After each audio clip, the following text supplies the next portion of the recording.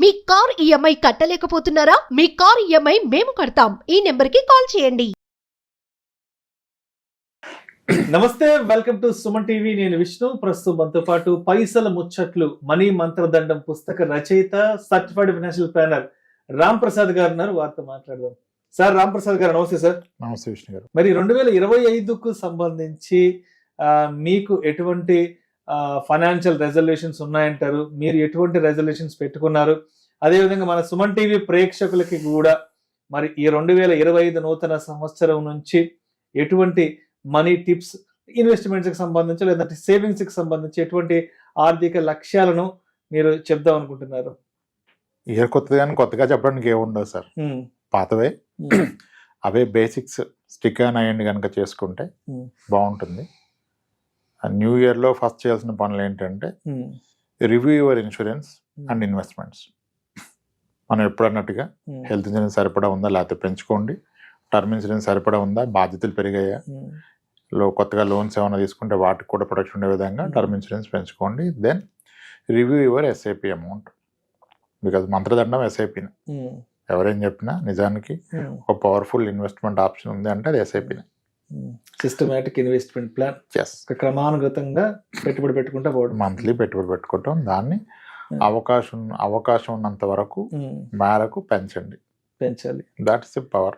Right. అయితే ఇప్పుడు SIP గురించి ప్రస్తావించారు కాబట్టి ఒకప్పుడు మనం మంత్లీ ఎస్ఐపి అని ఫస్ట్ మనం మాట్లాడుకున్నాం. మనం గత 4 సంవత్సరాల నుంచి ఇక్కడ కూర్చొని ఇన్వెస్ట్మెంట్స్ గురించి మాట్లాడుకుంటున్నాం. ఎస్ఐపి ఎవ్రీ మంత్ ఎంతో కొంత మనకు తోచినంతగా పెట్టుబడి పెట్టుకుంటూ పోవాలని మాట్లాడుకున్నాం. కానీ ఇప్పుడు అదేదో డైలీ ఎస్ఐపి అంట, వీక్లీ ఎస్ఐపి అంటే చాలా మంది అడుగుతున్నారు. డైలీ ఎస్ఐపి చేయొచ్చా, వీక్లీ ఎస్ఐపి చేయొచ్చా, మంత్లీ ఎస్ఐపి చేస్తే ఎక్కువ బెనిఫిట్ ఉంటుందని అడుగుతున్నారు. అంటే నాకు తెలిసిందైతే మాత్రం నిజంగా నేను మీ నుంచి తెలుసుకుంది కానీ లేదంటే మీలాంటి ఇతర ఎక్స్పర్ట్స్ నుంచి తెలుసుకుంది మంత్లీ ఎస్ఐపి. బట్ ఈ మధ్య నాకు నిజంగా తెలియదు, చాలా మంది డైలీ ఎస్ఐపి, వీక్లీ ఎస్ఐపి అడుగుతున్నారు. మరి దాని గురించి మీ కామెంట్ ఏంటి? Daily SIP, weekly SIP, quarterly SIP లేదా ఏ డేట్లో ఎస్ఐపి చేయాలి? ఏమీ లేదు. మీ శాలరీ పడ్డ ఇమ్మీడియట్ డే సార్లీకి మీ శాలరీ వచ్చే డేట్కి నియర్ బై డేట్లో ఎస్ఐపి చేస్తే వచ్చే రిటర్ను, మీరు డైలీ ఎస్ఐపి చేస్తే వచ్చే రిటర్ను, వీక్లీ చేస్తే వచ్చే రిటర్ను సేమ్. దీని మీద మనీ కంట్రోల్ కూడా ఒక ఆర్టికల్ రాశారు.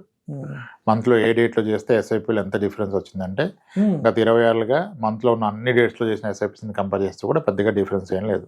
0.1% డిఫరెన్స్ ఉంది. 15.1, 15.2 వచ్చింది అంతే. ఎన్ని డేట్స్ కూడా, ఆల్ డేట్స్. కొంతమంది వాట్ ఎక్స్టెంట్కి వెళ్ళిపోయారంటే నెంబర్ 13 ఇస్ బ్యాడ్ నెంబర్ కదా, ఈవిల్ నెంబర్ అంటారు. ఈవిల్ నెంబర్, 13th ఎవరు ఇన్వెస్ట్మెంట్ చేయరని కొంతమంది 13th రోజు ఇన్వెస్ట్మెంట్ చేయడం మొదలు పెట్టారు. 13th రోజు కొత్తగా ఎవరు ఇన్వెస్ట్ చేయరు కదా అని 13th ఇన్వెస్ట్ చేయడం మొదలు పెట్టారు. అక్కడ కూడా సేమ్ రిటర్న్స్ వచ్చాయి. సో దానివల్ల మీ బ్యాంక్ స్టేట్మెంట్లు ఎక్కువ ఎంట్రీస్ అవ్వటం, మీ సిఏ కనుక అది ఇస్తే స్టేట్మెంట్ ఆయన అండర్స్టాండ్ చేసుకుని ఇవ్వడానికి కాంప్లికేషన్ తప్పితే కొత్తగా వచ్చే ప్రయోజనం ఏమి ఉండదు. అంటే ఇప్పుడు క్యాలెండర్ లో ఉన్న 1వ తారీఖు నుంచి 30వ తారీఖులో ఇప్పుడు పర్టికులర్ గా ఆ డేట్స్ కూడా తీసుకుంటున్నారు. ఏ డేట్ లో చేయాలి, ఏ రోజులో చేయాలి, అంత కన్సిడరేషన్. 13th డేట్ చేస్తే ఎవరు కొనరు కదా, మనం కొంటే ఎక్కువ వస్తుంది కదా సార్, మార్కెట్ పడిపోద్దని పెట్టిన వాళ్ళు కూడా ఉన్నారు. ఓకే. సో ఇవన్నీ ఏం వర్కౌట్ అవ్వవు. మీరు ఏ డేట్కి ఎస్ఐపి కాదు, ఎంత ఎక్కువ ఎస్ఐపి చేస్తున్నారు అనేది ఇంపార్టెంట్. సో సాధ్యమైనంత ఎక్కువ ఎస్ఐపి పెంచుకోండి. Your SIP date has to be next day to your salary date. ఇక లేదు ఎవరికన్నా ప్రొఫెషన్ వేరుంది, డైలీ వస్తాయి, నేను డైలీ బిజినెస్ నడిపిస్తాను, డైలీ చేస్తాను అంటే చేసుకోండి. కానీ ప్రత్యేకించి అది అంత గొప్ప విషయం అయితే కాదు. మీ శాలరీ పడ్డ నెక్స్ట్ డే ఎస్ఐపి ఉండాలి. సాధ్యమంది ఎక్కువ మొత్తం ఎస్ఐపి. డేట్ వలన వచ్చేది ఏమీ లేదు. డేట్ వలన ఏమి పెద్దగా బెనిఫిట్ లేదు. అండ్ ఇంకొకసారి మనం ఎస్డబ్ల్యూపి గురించి కూడా మాట్లాడుకున్నాం. ఈ మధ్య చాలా మంది డైరెక్ట్ గా వెల్త్ మేనేజర్స్ కాల్ చేసి మాకు ఎస్డబ్ల్యూపి ఇచ్చేయడం అని అడుగుతున్నారంట. అంటే ఫోన్ చేసి అడగగానే ఎస్డబ్ల్యూపి ఇచ్చేస్తారు సార్? అంటే అట్లాంటి ఫ్లెక్సిబిలిటీ ఉందా, అవకాశం? ఎస్డబ్ల్యూపి ఇవ్వడం ఏం లేదు, అది మనం పాపులర్ చేస్తున్నాం కదా అందరం. ఎస్డబ్ల్యూపి అంటే ఇంకా రిటైర్మెంట్ గొప్ప ప్లాన్ అని చెప్పి. గొప్ప ప్లానే. ఎస్డబ్ల్యూపి ఏం ప్రోడక్ట్ కాదు కదా. It's not a product, it's an option only. Option, అది చాయిస్. అది అంతే. Process of taking back money is called SWP. ఇప్పుడు నార్మల్గా మ్యూచువల్ ఫండ్ లో పెడుతూ పోయిన వ్యక్తి అవసరం ఉన్నప్పుడు డబ్బులు తీసుకుంటాడు. ఎస్డబ్ల్యూపీ అంటే ఎవ్రీ మంత్ అవసరం ఉందని గుర్తించి ఇంకా మంత్లీ మనం రిక్వెస్ట్ చేయకుండా ఒకే రిక్వెస్ట్ ఇస్తున్నాం, మంత్లీ ఇంత తీసి ఇవ్వండి అని చెప్పి. That is called SWP. That's not product. Mutual funds లో మీరు పైసలు వెనక్కి తీసుకునే విధానాన్ని ఎస్డబ్ల్యూపీ అన్నాం. సో నాకు ఇమీడియట్గా ఎస్డబ్ల్యూపీ కావాలంటే ఓకే, రిటైర్ అయిపోయారు, వచ్చారు, 1 crore పెట్టాడు, మంత్లీ ఎస్డబ్ల్యూపీ కావాలని తీసుకోవచ్చు. Okay, it's all optional. Okay. So మరి ఇప్పుడు 2025 నుంచి తక్షణమే చేయాల్సిన కొన్ని ఫైనాన్షియల్ సేవింగ్స్ అంటారు, ఇన్వెస్ట్మెంట్స్ అంటారు, లేదంటే మీ మనీ మంత్రదండంలో ఉండే కొన్ని మనీ సీక్రెట్స్ ఏమన్నా ఉంటే మన ఆడియన్స్ తో షేర్ చేసుకోవచ్చు కదా సార్. కొత్త సంవత్సరంలోకి వచ్చాం కాబట్టి, సో మీరు కూడా చాలా హ్యాపీగా ఉన్నారు కాబట్టి, మీ బుక్ కూడా చాలా చక్కగా మంచి ప్రజాదరణ పొందింది కాబట్టి, మరి ఈ నూతన సంవత్సరంలో మాకేమైనా కొన్ని సీక్రెట్స్ చెప్పొచ్చు కదా సార్. సీక్రెట్స్ అంటే దెబ్బకి లైఫ్ సెట్ అయిపోయే సీక్రెట్స్ ఉంటాయి కదా, అట్లాంటివి ఏమైనా చెప్పొచ్చు కదా.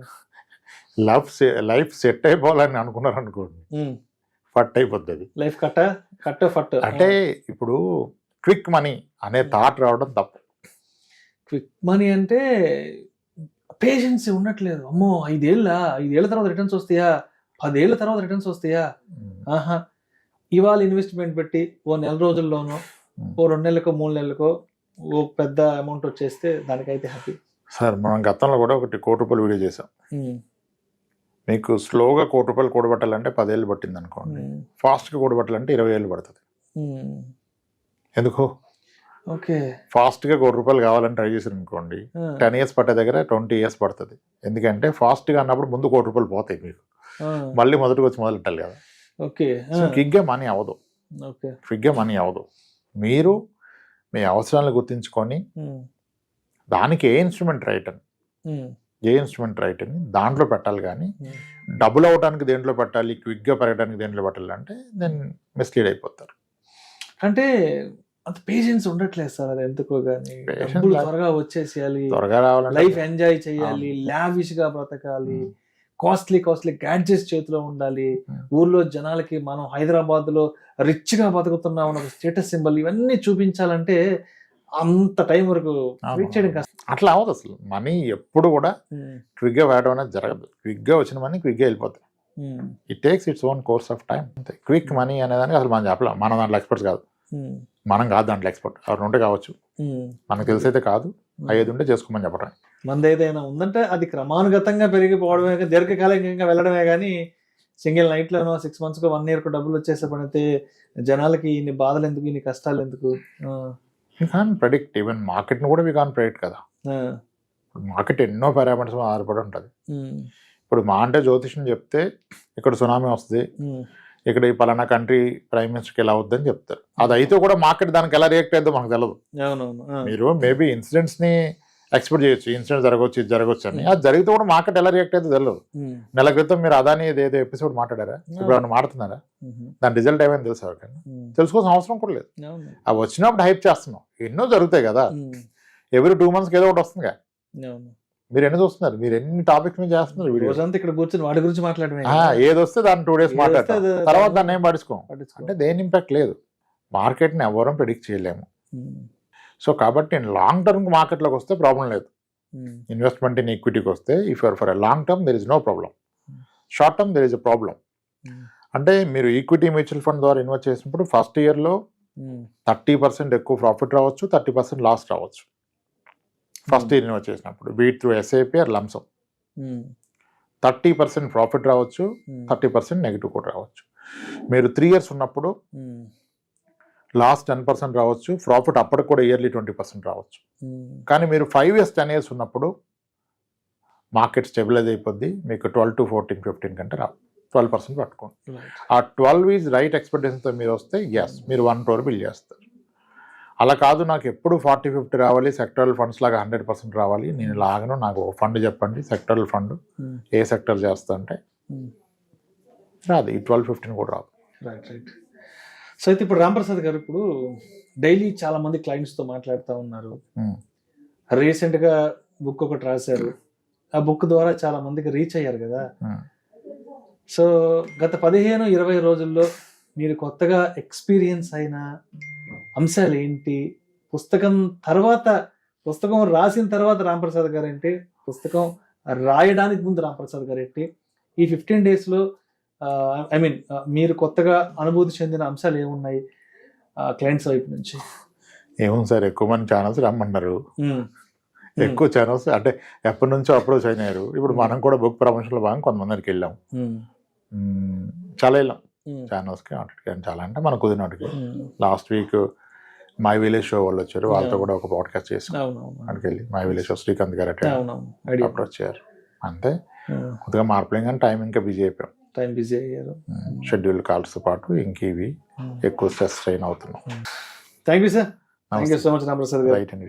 ఈ నూతన సంవత్సరం సందర్భంగా మా సుమన్ టీవీ స్టూడియోకి వచ్చి మనల్ని ఆదరిస్తున్న ప్రేక్షకులకు మరి 2025వ సంవత్సరం నుంచి పొదుపు పెట్టుబడుల విషయంలో ఎటువంటి జాగ్రత్తలు తీసుకోవాలి అనే దాని గురించి చాలా చక్కగా మీ సమయాన్ని వెచ్చించి ఈ నూతన సంవత్సరం సందర్భంగా మన ప్రేక్షకులకు చాలా మంచి ఆసక్తికరమైన విషయాలను తెలియజేశారు. Thank you so much Ramprasad గారు. థ్యాంక్స్ అండి.